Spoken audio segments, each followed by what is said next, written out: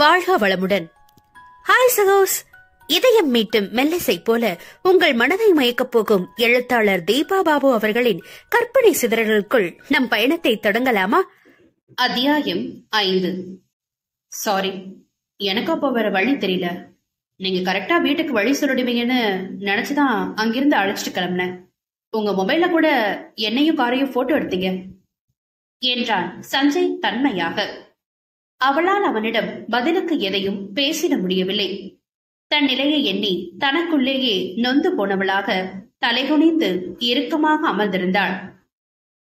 சஞ்சனா, அவனின் குரலில் நிமிர்ந்து சாரி என்றாள் ஒற்றை வார்த்தையில். ஹே, இட்ஸ் ஓகே என முதலில் சமாதானம் கூறியவன், இனி இது மாதிரி சிச்சுவேஷன் திரும்பவும் வராத மாதிரி பாத்துக்கிறது உங்களோட சேஃப்டிக்கு ரொம்ப நல்லது என்று அடுத்து சொல்ல அவமான கன்றலுடன் மெல்ல தலையசைத்துக் கொண்டாள் பெண். கில்ட்டியா எதுவும் ஃபீல் பண்ண தேவையில்ல, ஜஸ்ட் ஒரு ஃப்ரெண்ட்லி சஜஷனா இதை ஈஸியா எடுத்துக்கலாம். அவனிடம் மீண்டும் விழிகளை உயர்த்தியவள் அருகில் நின்றிருந்த பிரணவியை பார்த்தாள்.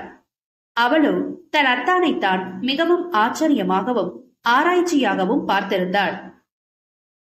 ஓகே, இப்போ எப்படி ஃபீல் பண்றீங்க? ஹேங் ஓவர் குறைஞ்சிருக்கா? குடிக்க எதுவும்?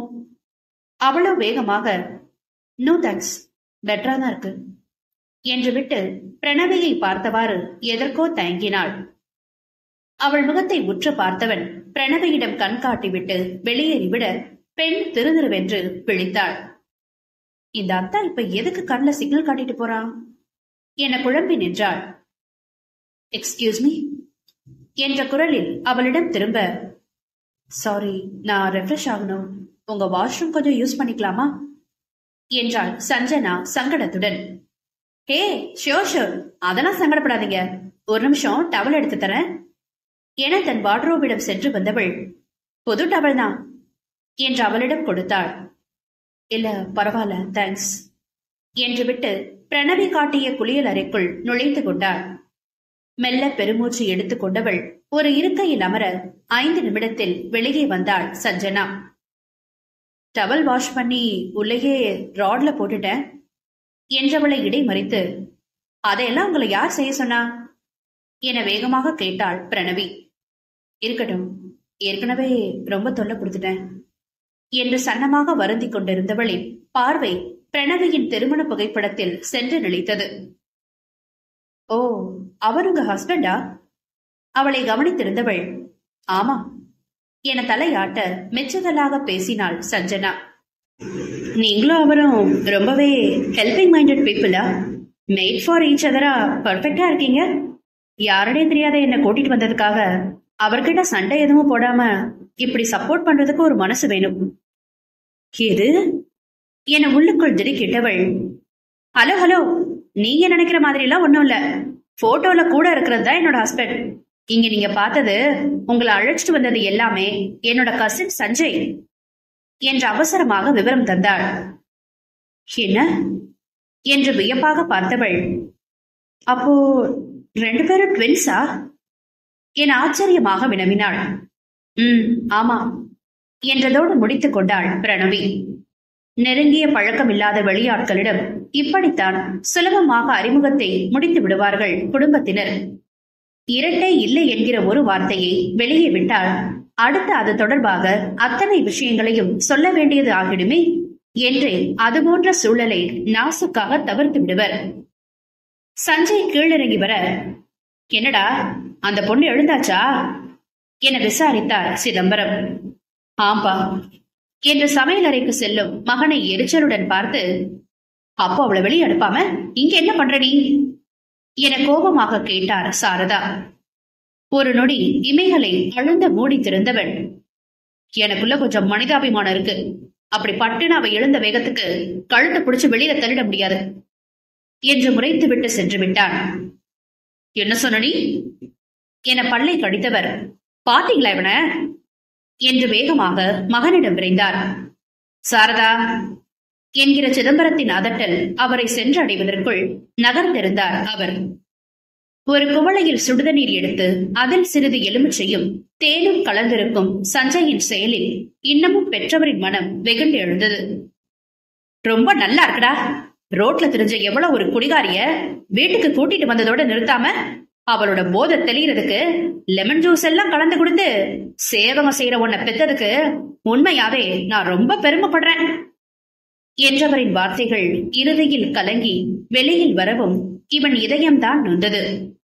மா என திரும்பி அவரின் இரு கைகளையும் பிடித்தவள், பிளீஸ் மா, அவளை வெறும் மோசமான கண்ணோட்டத்துல மட்டும் பார்க்காத. அவளுக்கு என்ன சூழ்நிலையோ இப்படி நடந்திருக்கா அத என்ற மகனின் தேறுதல் வார்த்தைகளில் இவருக்கு மேலும் தான் ஆவேசம் வெடித்து கிளம்பியது. அப்படி என்னடா ஒரு பொட்ட பிள்ளைக்கு குடிக்கிற அளவுக்கு மோசமான சூழ்நிலை? பணம் காசு இல்லாத பிள்ளைங்க கூட ஒழுக்கமா தான் இருக்குதுங்க. அவ்வளவு பெரிய இடத்துல போய் குடிக்கிறவளுக்கு என்ன பெரிய கஷ்டம் இருந்துட போகுது?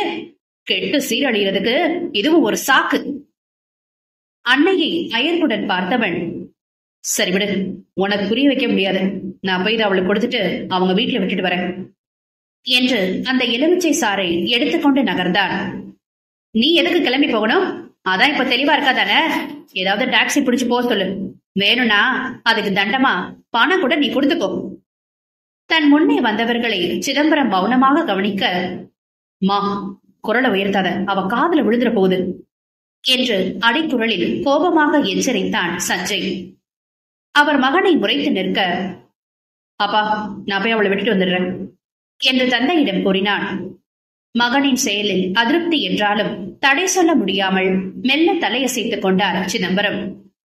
எல்லாம் நீங்க கொடுக்கிற இடம்தான் என்று கணவரிடம் அவர் பொறும ஆரம்பிக்க, கொஞ்சம் அமைதியா இரு, நீ வளர்ந்த பிள்ளைய ஒரு அளவுக்கு மேல நம்ம கைக்குள்ளேயே வச்சுக்க முடியாது, போய் விட்டுட்டு வரட்டும், இனி ஒரு தடவை இந்த மாதிரி எதுவும் நடக்க கூடாதுன்னு ஸ்ட்ரிக்டா சொல்லிடலாம் என்று மனைவியை அடக்கினார்.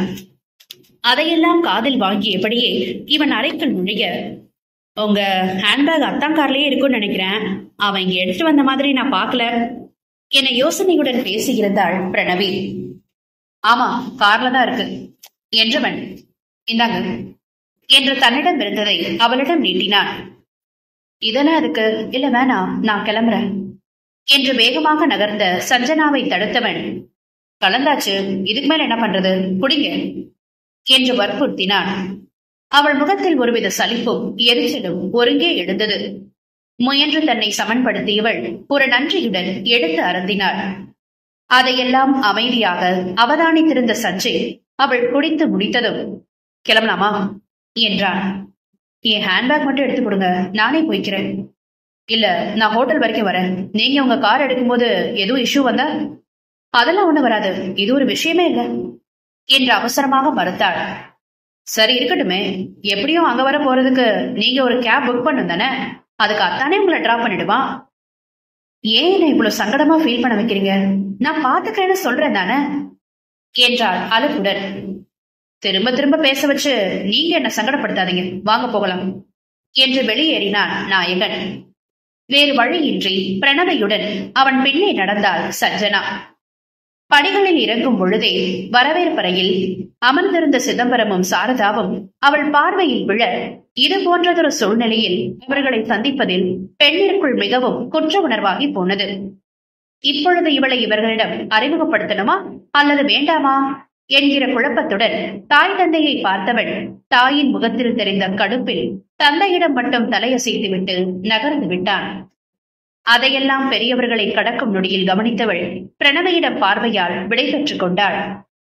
அவர்களை அனுப்பி வைத்துவிட்டு உள்ளே வந்த மருமகளை அடுத்து காய்ச்ச தொடங்கினார் சாரதா.